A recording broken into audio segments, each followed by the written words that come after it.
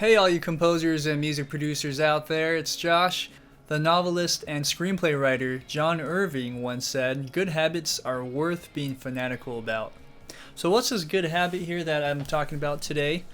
Well, it's about going through a little checklist before you send it off to whoever you need to send it off to, whether that's a mixing engineer, whether that is your client, or maybe you're posting it up on YouTube. So I'm going to go over the basic stuff that I think everyone should go through before they send it off. First is the audio spec. So what I mean by that is, are you going to have the sample resolution be in 44.1 kilohertz or 48 kilohertz?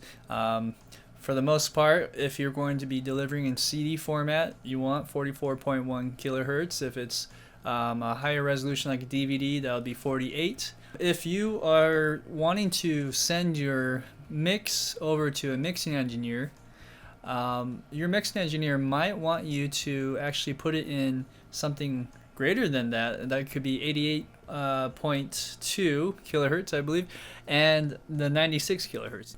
Another one is bit depth. Is it going to be in 16-bit or 24-bit? Sometimes you want to keep it in 32 or 48 or 64 nowadays, and just to keep it at the highest resolution possible. Lastly, is it WAV, MP3, AIFF, and AAC? Which format do you want your music in, or which format does your client, most importantly, need it in? Okay, the second point in the checklist is more towards film composers. But if you do film scoring, you'll know that you also have to have your music in the right time code matching the frame rate for the video. So whether that be 23.976 or if it's 24 or if it's 30 and so on. So you'll notice that if you don't do that step and you don't make sure that your music is in the right format or frame rate as your video, there's going to be drift, and 20 minutes in it's going to be 2-3 seconds off almost. So you want to make sure that you are matching the same frame rate. Production checklist point number 3, routing. Is everything in your signal chain routed correctly? If you are busing a lot of tracks into the string stem, or if it's a drum stem, are all of those tracks routed into that stem? Sometimes you might miss one, and if you do, that could cause some problems if you're rendering the stem file, because then that file will just disappear out of nowhere. Other things, when you are signal processing something, are you doing it twice by accident? Sometimes if we don't use our ears well enough and you're kind of doing some touch-ups here and there, you might go and do a process on a master bus or on the stem buses, not realizing you already did some EQing on the individual track, and that could actually cause some problems if you're in a hurry and you thought, oh, okay, well the whole string could use this, but that could affect maybe the violins as opposed to all the other tracks, and that it could sound kind of weird if you don't pay attention. So make sure that you're not doing any extra double processing. Okay, so that leads to our next point, which is automation. We have a lot of automated tracks that will increase your volume. It can mess with the send effects, your insert chain plugins. All of that can be automated, of course, but there are some times where we mess around with automation and forget to turn it off, and it's there, or there by the click of the mouse we accidentally move the levels way up drastically and not know until much later.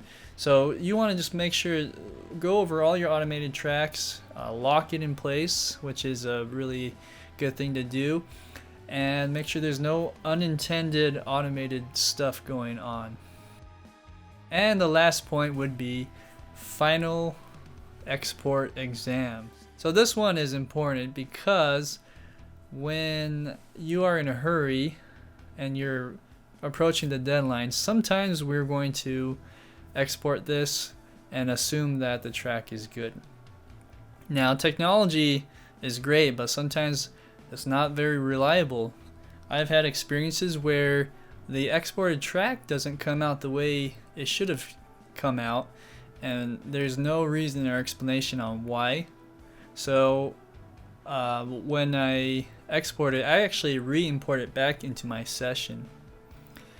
And when you re-import it into your session, you can actually visually see it in terms of any clipping and the levels. And you can also hear it and use your ears to make sure that there's no audible clickings or any funky things that are happening. Also, another thing that I do for my export exam is just to make sure that it sounds good on at least one more system. So I use my monitors here, but I'll also check it with my headphones. If the headphone mix sounds good, I might do one more actually on my home theater system. It's just a very consumer grade basic home theater system, but it has a subwoofer, and so on a system like that where it's a 2.1 or 5.1 system, you'll be able to hear that and make sure that that also sounds good. And trust me, every mix will sound a little bit different. What's important is that there's no audible weirdness going on or any funky tonal imbalance. Okay, that wraps up the video for today.